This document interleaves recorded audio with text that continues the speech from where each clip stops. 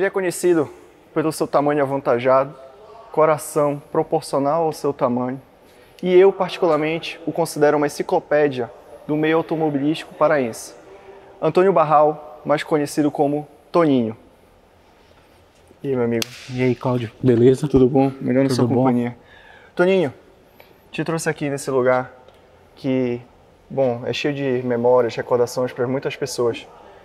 E tu me apontaste um veículo especial. Eu queria entender o porquê o Opala, mais especificamente na cor preta, para ti é um carro tão especial. O Opala é o carro assim que marcou a minha vida e eu acho que foi o carro que me inseriu no mundo automotivo. É o carro que eu costumo dizer que eu nasci dentro de um Opala. Carro que meu pai sempre teve, meus familiares, tio, avô, tudo. Então é um carro que ele marcou as gerações dentro da minha família, né? E um Opala Diplomata 92 preto é o carro que ele me marca porque foi meu primeiro carro, presente de 15 anos, um Diplomata preto 92, muito parecido com esse, né? Esse aqui é um Collector, uma série finalizadora, automático e tudo. O meu é câmbio manual e eu tenho ele até hoje, né? Foi um carro que está comigo aí há 18 anos. Bacana. Então, essas memórias que tu tens, elas partem de que idade, mais ou menos?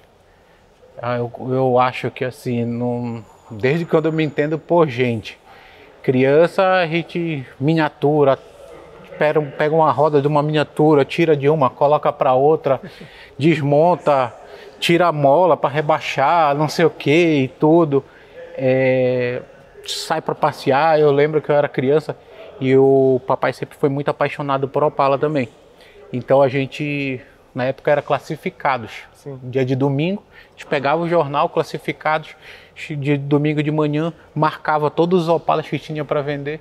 Depois do almoço a gente ligava e ia ver os carros nas casas, olhar os carros, negociar e tudo. E era o passeio, a gente nem ia com a intenção de comprar, era mais um passeio de domingo, de final de semana. Geralmente a gente ia num Opala olhar outros Opalas.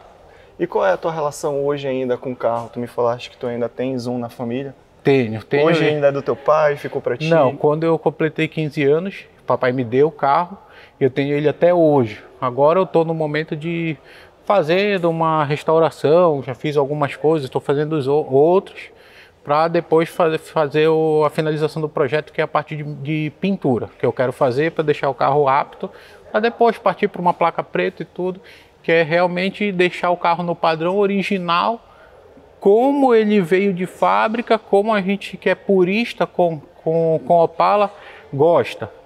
E vem cá, eu já te conheço tem um tempo, eu sei que tu tem teus filhos. Hoje, qual é a relação deles com os automóveis? Esse meu Opala que eu estou mexendo, né? De vez em quando a gente vai lá olhar o carro, onde está e tudo. Aí meu filho pede para ir comigo, para mexer em alguma coisa. Eu até fiz um vídeo, esses dias a gente botando o carro para funcionar. E o meu filho dentro do carro, batendo na chave, dando arranque e tudo, para funcionar o carro. Então assim, a gente vem cultivando essa história, essa paixão e esse amor e tentando passar ela para prosseguir nas gerações. Eu quero te perguntar também, muita gente tem esse conhecimento automobilístico, mas cara, eu particularmente não conheço, em Belém, no Pará, uma pessoa que sabe tanto dos carros aqui da nossa região quanto tu.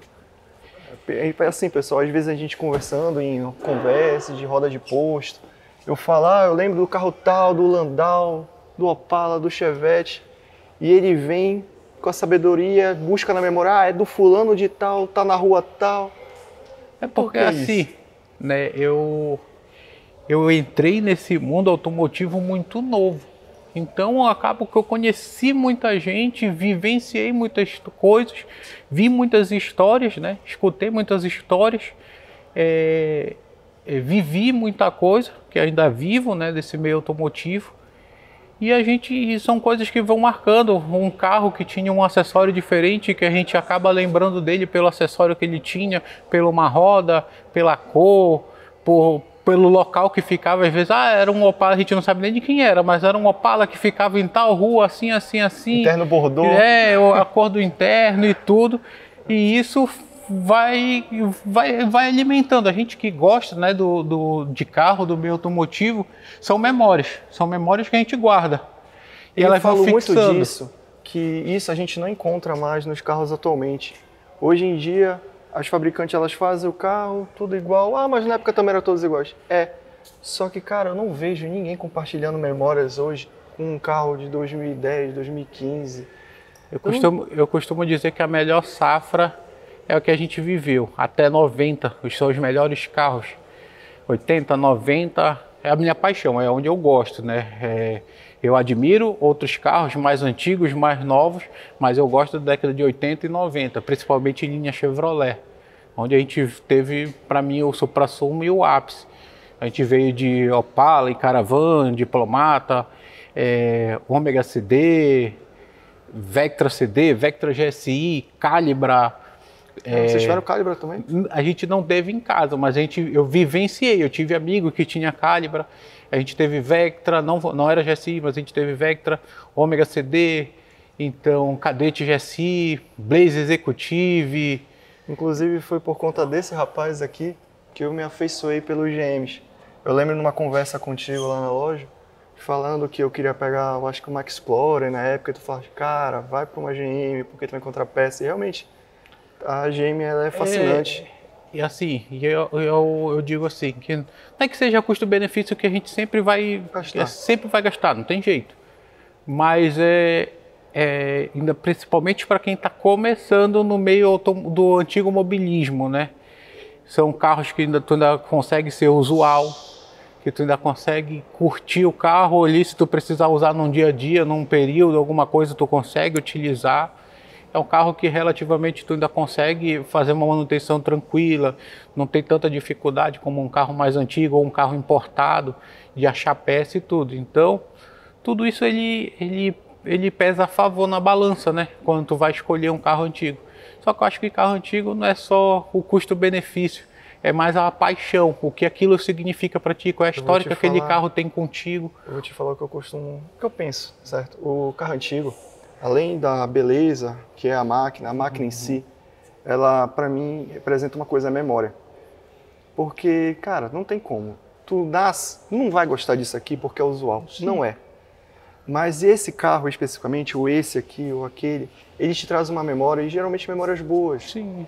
Que o que tu tá buscando não é deixar o carro inteiro, mas assim, é preservar aquela memória que tu tens quando tu era criança. De passear com teu avô na praça, ou teu pai te buscando no colégio com um seisão roncando bonito. Por exemplo, eu lembro que eu tinha 8 anos, o papai tinha um Opala Diplomata, 89, Sai Blusa. Para quem não sabe o que é um Opala Sai Blusa, ele é um Opala que tem 2 tonalidades de cor. Ou vamos supor, nesse caso desse do meu pai, ele era um marrom escuro embaixo e um marrom claro em cima. Da metade da porta para baixo. Da metade do carro para baixo uma tonalidade, para cima outra cor. Outra tonalidade, da raro, mesma né? cor. Hoje Né? em dia é raro. Ele tinha um Diplomata 89, era o ápice da época. O Diplomata, que era a versão mais top, Sai Blusa, automático e a álcool, 6 cilindros. Então era o ápice. E o carro era lindo, impecável. E eu era apaixonado naquele carro. E um dia ele chegou em casa e disse que vendeu o carro. Mano, eu chorei. Eu sei como é. Chorei.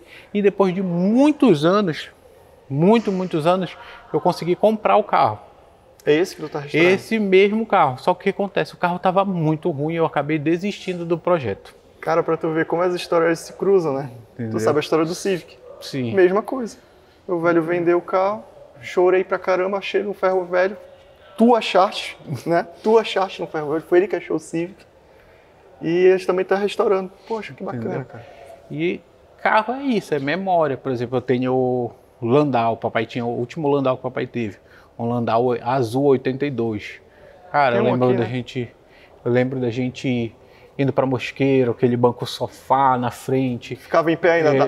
Tu ainda dava pé? Não ficava em pé, eu já era maiorzinho e tudo. Mas eu, papai e a mamãe na frente, meus irmãos com as funcionárias de casa, o azul marinho. Não foi esse que ele passou para meu pai uma época? Não lembro. A gente vai conversar com ele depois. Aí A gente andava muito nesse carro e o papai ia, levava esse carro para Mosqueiro, a gente passava o mês inteiro de férias lá e ficava andando nesse carro lá. Então assim, carro é isso, não é, é um carro antigo, acho legal, vou comprar. Não, é o que ele remete para ti, né? O que ele te lembra, o que ele vai servir de recordação para ti. É qual a memória que ele vai trazer de volta à tona, né? Tipo, no desfile do 7 de setembro, eu fui no Landau azul pro desfile. Com a tua família. Com a minha esposa e tudo. Então, assim, cara, são essas as coisas. É isso que quem tá de fora do cenário automotivo não tem a percepção, não tem o entendimento. Então, é só um carro nós velho. Nós somos taxados de loucos. É um cara que gosta de um carro, que gasta dinheiro, rios de dinheiro num carro absurdo, velho. Mas, cara, a gente encontra a felicidade nessas coisas, que, tipo assim, que é o dinheiro de um carro novo, às vezes até mais do que o dinheiro de um carro ali, novo. Olha. Puxa lá, Gabriel. Um Landau igual a esse, azul, que o meu pai tinha. E eu fui nesse carro aí pro desfile do 7 de setembro. Que coisa bacana. E assim, o cenário automotivo, tipo, eu já tive vários carros antigos, ainda tenho, né? É algo que eu gosto, que eu cultivo, que eu alimento e eu ajudo meus amigos, quase que introduzindo eles também, quem ainda não está, alimentando para que esteja, né? Trazendo a gente para o lado negro da força, gastar dinheiro. Um carro velho. Eu tenho um amigo, o Felipe, que toda vez que ele está querendo negociar um Opala, um carro novo e tudinho, ele vem falar comigo, eu corro, acho um carro para ele, pesquiso, ajudo a negociar tudinho, não sei o quê. É uma amizade perigosa essa, porque ela te induz a gastar dinheiro que tu não tem. Aí até a esposa dele brinca aqui, que eu sou uma má amizade para ele, porque eu que faço ele gastar o dinheiro comprando os carros e mexendo e tudo. Mas é isso, cara, faz parte do nosso ciclo e da nossa realização, né? O carro. É pra gente que vive isso daqui, que a gente respira a gasolina, né? Que a gente respira o antigo mobilismo. Eu gosto de carro. Me fala se o cara vai ter memória num golfinho elétrico. Não vai ter memória num golfinho elétrico. Eu gosto de carro, assim, e eu gosto de tudo que envolve carro. Eu sou mais apaixonado e aficionado no carro antigo, mas eu acho muito bacana os supercarros, né? Sim. Eu admiro, eu gosto de eventos de exposição, mas eu também gosto de eventos de arrancada, corrida. Então, assim, eu gosto realmente de carro. Que tem motor. Entendeu? A sensação de tu dirigir, de tu controlar o carro, a vibração, o som. De tu sentir, por exemplo, tu sentir às vezes que tu tá perdendo o carro. Tu tem a percepção do que quando o carro tá bom, quando o carro não tá bom, o que tá ruim, da onde tá vindo um trepitadozinho, uma trepidação, da onde tá vindo um barulhinho, de uma falha, de uma oscilação de aceleração, que às vezes nem marca no RPM aquela oscilação, mas tu tá percebendo que o carro tá se comportando de uma maneira diferente. E são coisas que quem não vive, não ama isso, não consegue entender ou identificar. Entendeu? Verdade. E assim, para mim o cenário automotivo é uma paixão. Eu vivo da minha paixão hoje em dia, né? Eu trabalho no meio automotivo também, tenho um negócio voltado ao meio automotivo. Então é uma realização. Eu te falo por que inteiro. O carro antigo, ele é um imã, porque Sim. ele atrai as pessoas. Quantos domingos, quantos sábados já não passaste numa garagem, rodeado de amigos, tentando regular um carburador, trocando uma vela, cabo de vela? Eu fiz isso muitas vezes. Eu tenho vários amigos que a nossa diversão, por exemplo, a gente tinha uma diversão que era... Antes a gente reclamava quando o carro quebrava, hoje a gente fala, tá bom, bora domingo lá pra casa fazer um churrasco. Não, e a gente tinha uma diversão que era ir pra sucata. Todo sábado de manhã a gente se reunia todo mundo no mesmo carro e ia rodar as sucatas, ia até Castanhal, parando em todas as sucatas. Pra quem não sabe, é uma cidade que fica a 60 km, um pouco mais de 60 km de onde a gente tá. indo e 60 voltando. Aí a gente ia parando em todas as sucatas, vendo o que tinha de peças. Muitas das vezes a gente nem precisava, mas era só para comprar alguma coisa e tal, olhar e guardar. E tinha uma sucata na volta já, que toda vez a gente parava lá aqui do lado da sucata. Passando a entrada de Mosqueiro ali. Não, antes da entrada de Mosqueiro, perto de Santa Isabel. Antes do lado da sucata, tinha um barzinho que tinha bilhar. A gente não tomava uma Coca-Cola e jogava bilhar. Ali, tu tá criando memórias até depois de velho, né? Entendeu? Então, é basicamente isso. É a vivência, é o dia a dia, né? E a história. Por exemplo, esse carro aqui. Esse Opala branco aqui.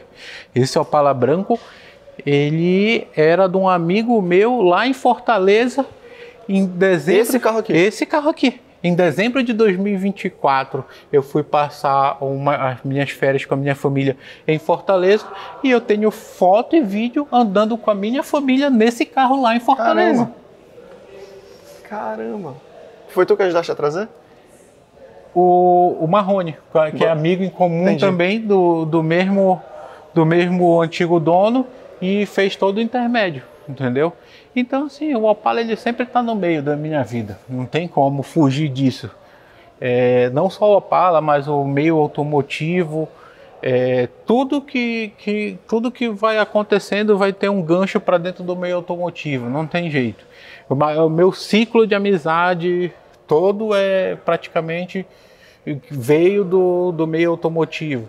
As pessoas que eu tenho, aqueles irmãos que não são de sangue, sim, todos vieram do meio automotivo. Mas isso é bacana, porque às vezes a amizade, a relação com essas pessoas é até mais forte que até teus familiares, cara. Sim, mas é isso, cara. A gente vive e respira o automobilismo. É um negócio assim que para mim não tem explicação. O que eu sinto pelo automobilismo não tem explicação. Eu acho que só tem duas coisas que eu amo além do automobilismo, é a minha família e meu trabalho.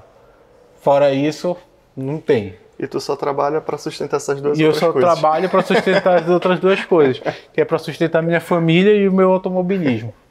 Pô, cara, que bacana, velho. Cara, foi um prazer te receber aqui.